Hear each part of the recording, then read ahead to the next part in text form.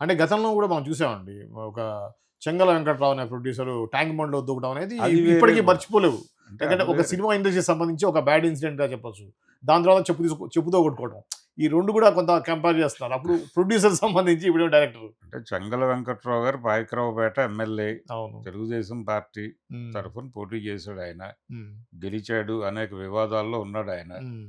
ఒక మర్డర్ కేసులో ఇరుక్కొని హ్మ్. 2017లో లైఫ్ పడిందాయనకి. హుహు. ప్రస్తుతం ఆ కండిషన్‌లో ఉన్నాడాయన. ఓకే. ఓకే. 2014 ఎన్నికల్లో హ్మ్. వైఎస్ఆర్‌సీపీ తరఫున పోటీ చేసి అనిత గారి మీద ఓడిపోయాడాయన. ఓకే. ఆ తర్వాత ఈ కేసు. హ్మ్. ఈ కేసులో శిక్ష పడింది ఆయనకి. లైఫ్ పడింది. ఆహా! ఈ విషయం తెలీదు. 2017లో. ఆ! అయితే ఆ రోజున మీరు చెప్పిన ఇన్సిడెంట్ 'నరసింహుడు' అనే సినిమా జూనియర్ ఎన్టీఆర్. హ్మ్.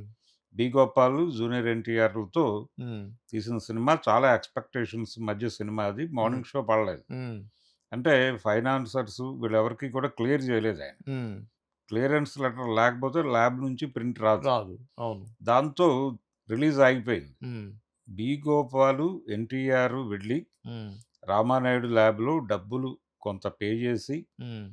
కొంత మేము భవిష్యత్తులో క్లియర్ చేస్తామని చెప్పి రామానాయుడు గారిని కన్విన్స్ చేసి, హ్మ్. ప్రింట్లు బయటకు తీసుకొచ్చి సాయంత్రం ఫస్ట్ షో పడింది ఓకే. ఆ ఆహా! రోజు. ఆ! ఈయన ఎవరికీ అందుబాటులో లేడు మార్నింగ్. హ్మ్. ఎవరికీ దొరకకుండా వెళ్ళిపోయి ట్యాంక్ బండ్‌లో దూకాడు. హ్మ్. ఆ దూకడం కూడా వ్యూహాత్మకంగానే దూకాడాయన. అంటే బతికే విధంగా దూకాడేమో. బతికే విధంగా అంటే ఒక చెక్ పోస్ట్ ఉంటుంది ట్యాంక్ బండ్ మీద సేవ్ చివర. జేయడానికి. వాళ్ళు చూస్తూ ఉండగా దూకాడీయన. హుహు. ఇమ్మీడియేట్‌గా వాళ్ళు హ్మ్. సేవ్ జేశారు. సేవ్ చేశారు. హుహు. ఆయన దీని నుంచి అవాయిడ్ అవ్వటం కోసం చేసిన పని అనే విషయం అర్థమైంది ప్రపంచానికి. ఓకే. ఓకే. అంటే చాలా మంది దగ్గర అప్పులు చేసాడాయన. హ్మ్. ఎవరికీ క్లియర్ చేయలేదు. హ్మ్. గందరగోళం. హ్మ్. హ్మ్. ఆయన ఒక మత్స్యకారుడి మృతికి కారణం అయ్యాడు. ఓకే.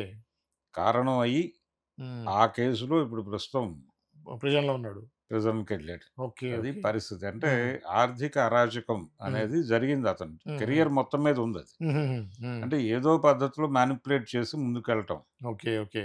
అనే ధోరణిలో ఆయన హ్మ్. బాలకృష్ణ గారితో ఓ సినిమా తీశాడు. హ్మ్. 'సమరసింహారెడ్డి.' హ్మ్. 'బి. గోపాల్' గారు, ఆయన బాలకృష్ణ గారికి చాలా పెద్ద హిట్ సినిమా అది. హ్మ్. అవును. బాగా డబ్బులొచ్చినాయి. హ్మ్. దాంతో హ్మ్. చాలా ఎక్స్‌పెక్టేషన్స్ ఉన్నాయి 'నరసింహుడు' సినిమా మీద. హ్మ్. ఉండి చాలా పెద్ద రేట్లకి అమ్మారది. హ్మ్. అమ్మారు. ఆ డబ్బులొచ్చినాయి ఆయనకి. హ్మ్. వీళ్ళకి పే చేయలేదు ఫైనాన్సర్స్‌కి. ఓహో! హ్మ్. హ్మ్. గందరగోళం చేసి అలా హుహు. బయటపడ్డాడు. హుహుహుహు. అది ఆయన కండిషన్. ఓకే. పొలిటికల్‌గాను గందరగోళం మనిషి. చాలా మంది దగ్గర. హ్మ్. వాళ్ళ బావమరిది కూడా కేసు పెట్టాడు ఆయన మీద. ఆహా! హ్మ్. అది పరిస్థితి ఆయనది. అయితే ఓకే. ఇది వేరే గొడవ. అదేలెండి. ఓకే. డైరెక్టర్ గారు హ్మ్. అంటే చాలా కాలంగా సినిమా ఇండస్ట్రీతో ఉన్నాడాయన. ఈ సినిమానే 2 హ్మ్. ½ ఇయర్స్ అవును. ట్రావెల్ ఉంది నాకు ఈ సినిమాతో అని చెప్పాడాయన. హ్మ్. హ్మ్. హ్మ్.